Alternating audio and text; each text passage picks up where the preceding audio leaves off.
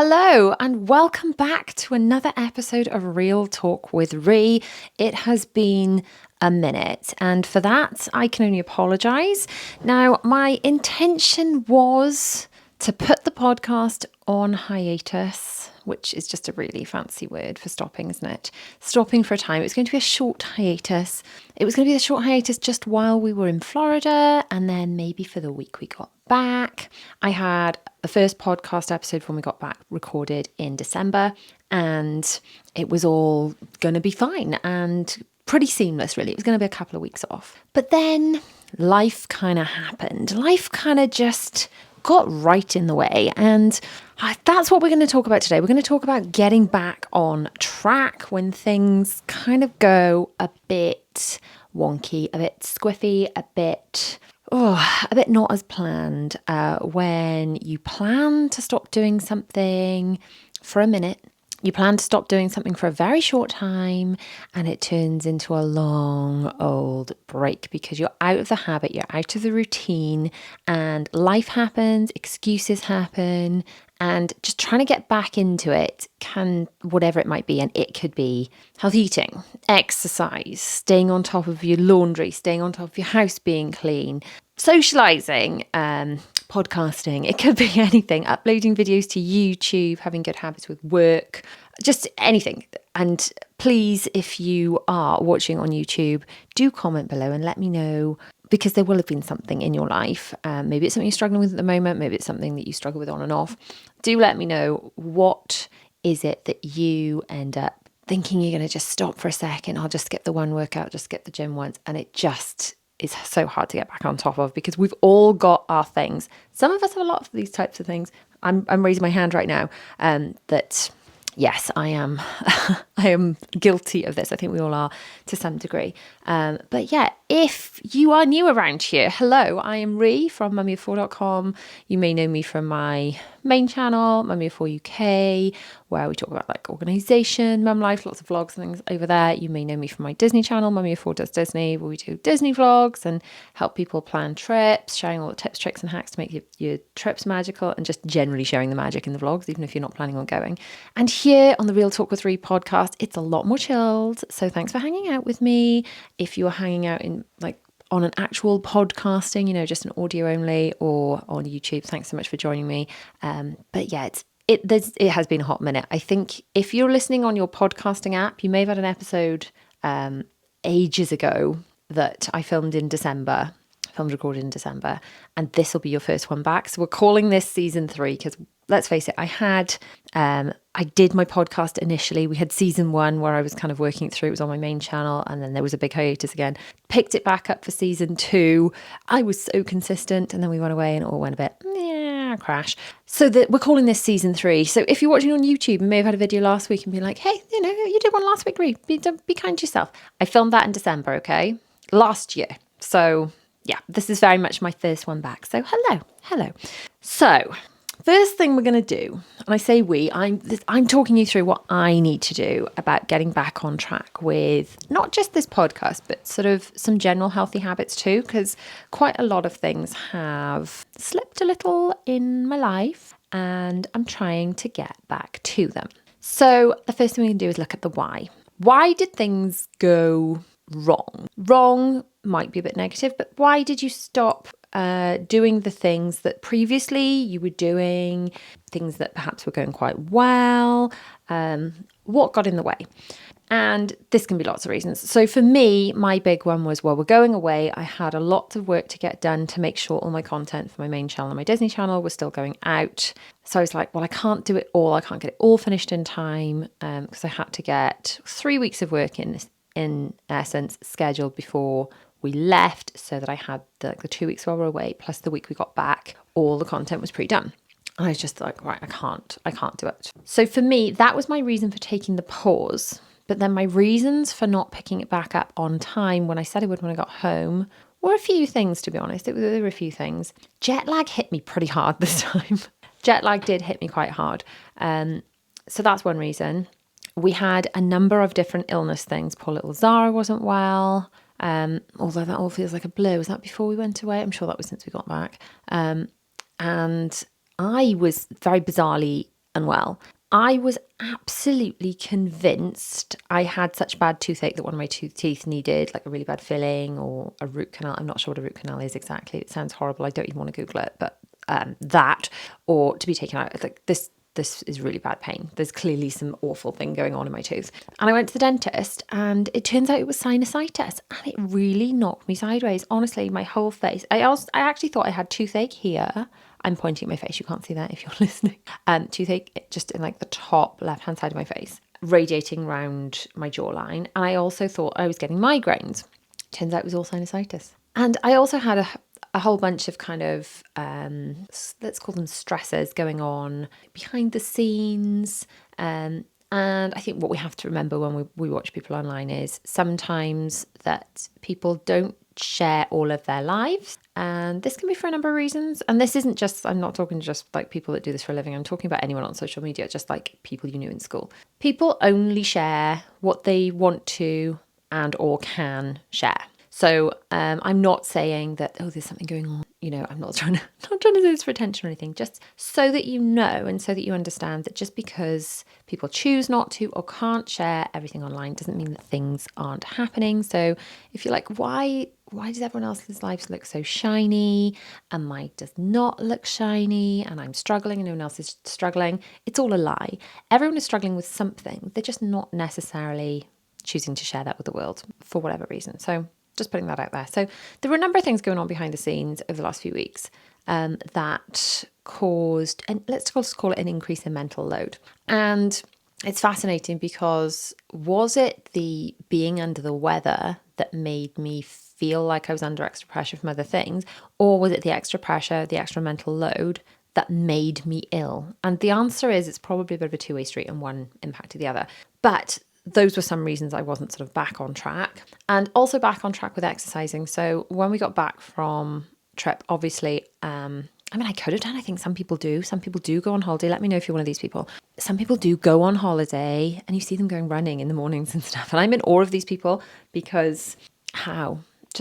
I'm so worn out on our Disney trips, which are amazing. Like, this is not me complaining. This is me just trying to be honest. Disney trips are the most magical, wonderful thing, but they are not a relaxing holiday. They are at least 15,000 steps a day and battered feet and just long days. And I feel like I'm getting enough exercise in the form of walking anyway.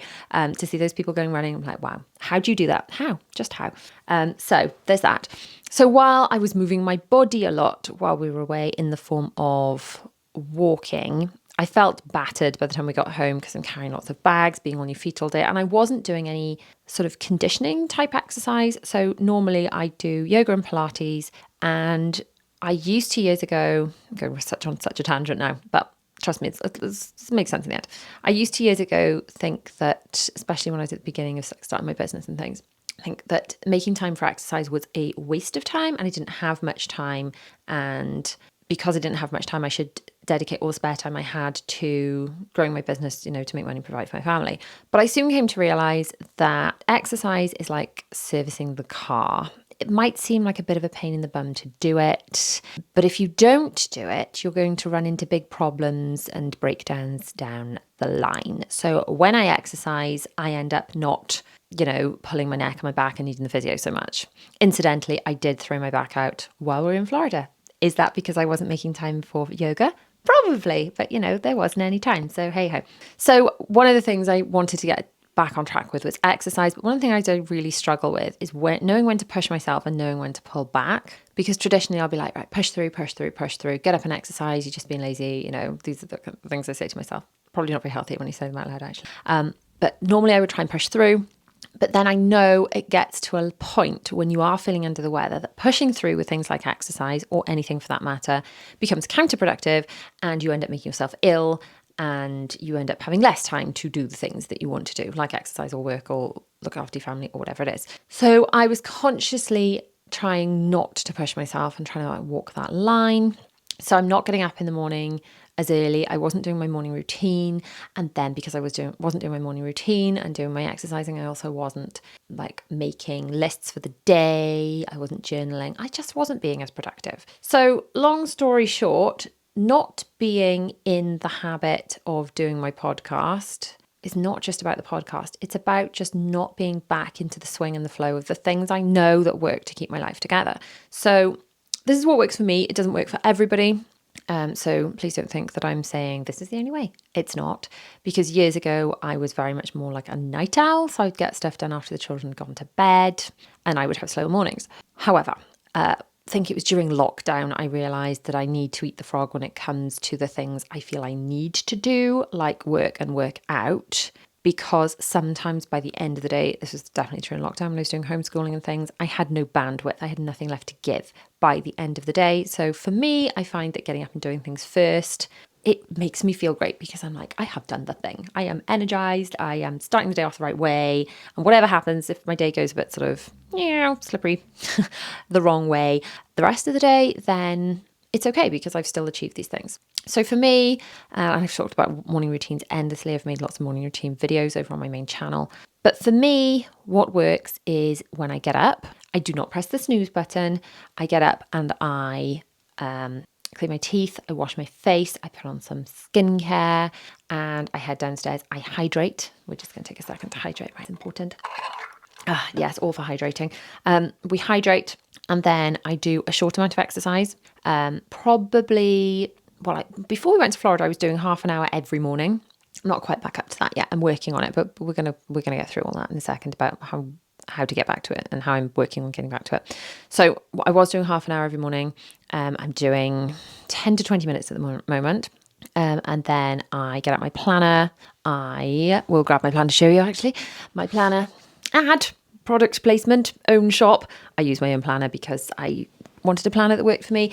And in the planner, you can't see this if you're listening in your earbuds, but you can see it if you are watching on YouTube. Every planner has 2 days. So you've got the day, which has got half-hour increments to go through everything you have to do today, the to-do list, your meal plan. And on the other half of the page, it's got the 10 things you're grateful for and then notes. So notes just my brain dump when I'm working of I've had this idea. And then I dump it in my planner and I go back to work because otherwise I want to action everything immediately in case I forget it. But my point is, if in the morning I start my day off with going, right, what am I looking at my day? I'm going to do this. And I'm really in that mindset. Before I even sit down to work, I get so much more done. And when I start my day by writing out 10 things I'm grateful for, I'm in a much better headspace and I end up getting more done. So ultimately, part of the reason I haven't been doing the podcast is because I've not been productive enough, because I've not been doing my morning routine. So it all has a bit of a domino knock-on effect. So I've got to say, I thought I was just going to be talking about the podcast, but really I am talking about this from a much more holistic kind of place, because there's been a lot of things that needed to get back on track in my life in order to bring back the level of productivity it needs, or that I need, in order to fit all the stuff in. And for podcast or exercise, you can substitute anything into here. So it might be getting back to a hobby that you're doing, getting back to a specific exercise class you go to. It might be a project you're working on for work. It might be starting your own business. It could be anything. But when we're kind of out of that routine of doing it, it can be so hard to get started. And obviously that initial inertia it takes to get something started is much more effort than it takes to keep something going. It's like pushing a car that is stationary is so hard, isn't it? Even if you've got lots of people and you're all like pushing it. But once you get the wheels rolling, it becomes easier.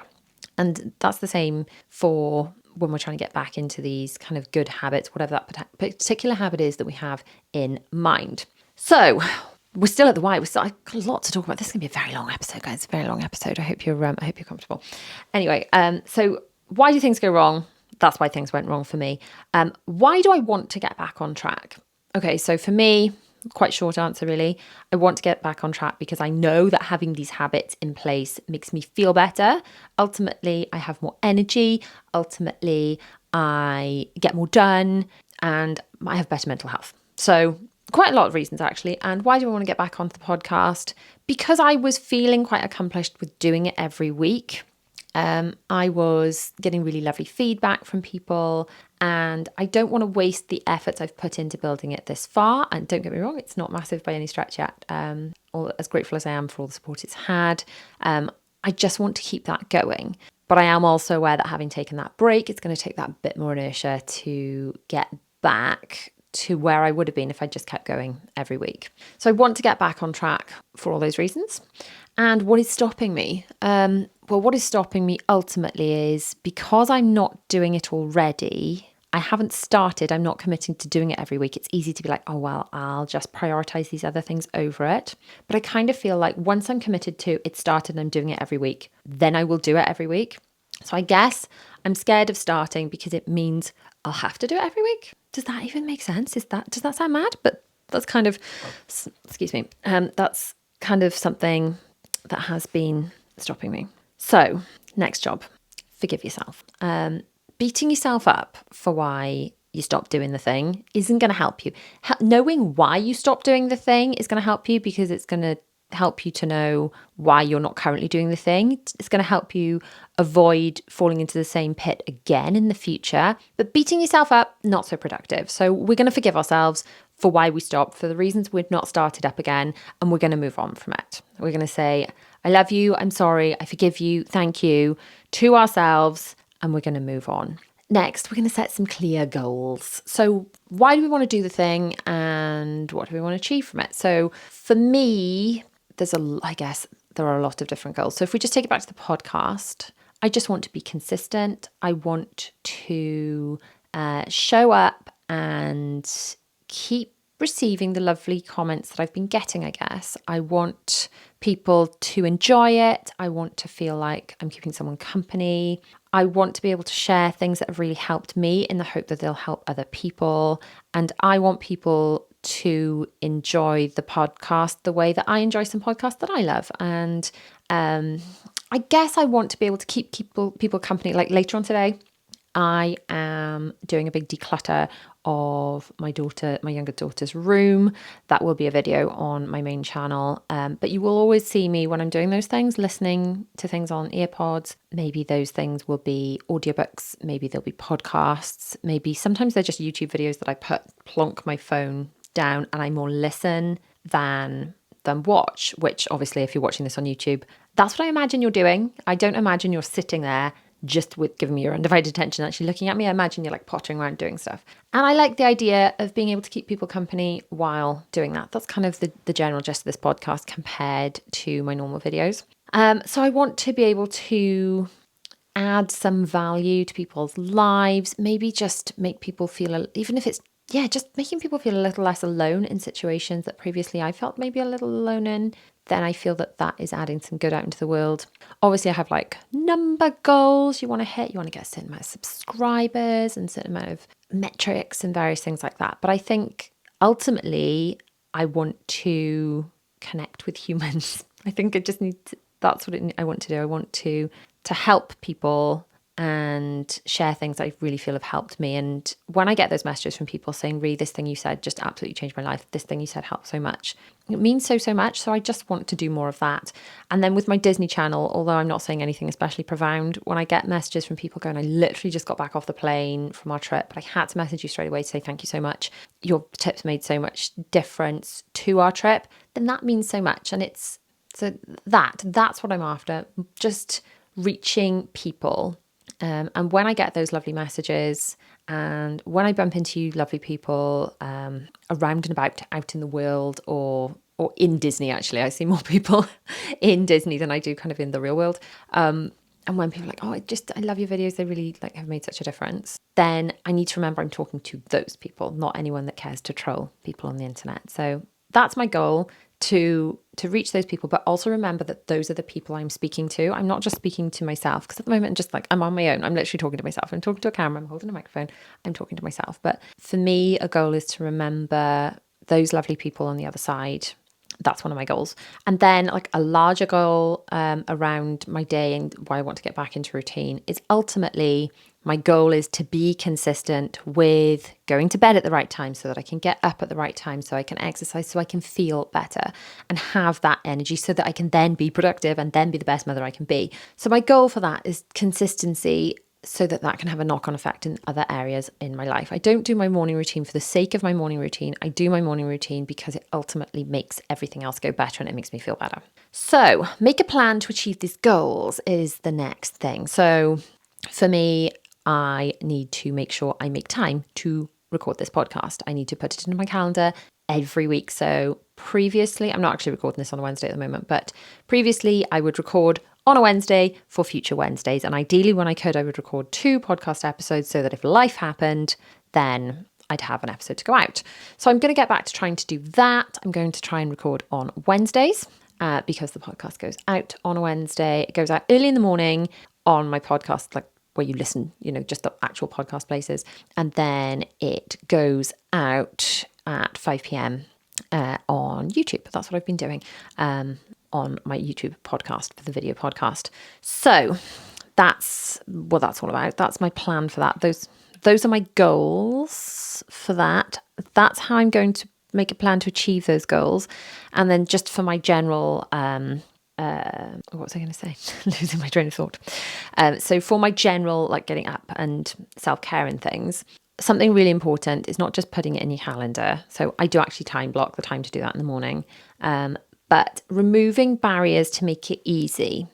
So this obviously applies to my podcast in that I need to make sure I've got camera batteries charged and I've got my microphone ready and all that kind of stuff. But that won't apply to many people. So something, we'll take the exercise example because I think that'll apply to more people. You just want to make it easy. So you want to put it in your calendar and you want to think, right, okay, so working it backwards. If I want to get up at a certain time, what time do I want to go to bed to make sure I can get up? And then what can past me do to support future me in making sure that exercise is easy? So maybe you can make sure your drinks bottle, you could pre-fill it the night before with ice if it's like one of these, like an insulated one.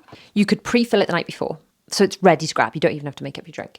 If it's not an insulated one, you could pre-fill it and put it in the fridge. So it's just ready to grab. You don't even have to do it. That's one less thing to do in the morning. You could, if you're going to go running, you could make sure your trainers and all the other kit you need to wear are there. Incidentally, I don't do running. I've never been a runner. I always loved the idea of being a runner. And then every time I try and do running, I always think, wow, I really hate running. Why am I trying to do this? And I remember that doing something that's a little more in flow for me is going to be better. So I'm currently doing like dancey workouts with a guy called the Fitness Marshall, who's got about 6 million subscribers or something on YouTube. He's amazing. So fun. Just so much fun. So much fun. So funny. Anyway, not what we're here to talk about, but as an aside. So if you are going to work out in the morning, then I always put my clothes I want to change into in a basket. So I've picked them out the night before. I have my alarm going off on my wrist on my Apple Watch so I don't wake up my husband and my children, because if they're awake, I'm not going to have any peace to do any exercise. I make sure that I've got my drinks ready. I make sure I've got my exercise stuff ready. I make sure I've got my moisturizer and everything in the bathroom so that I can clean my teeth, wash my face, moisturize. I feel more human instantly.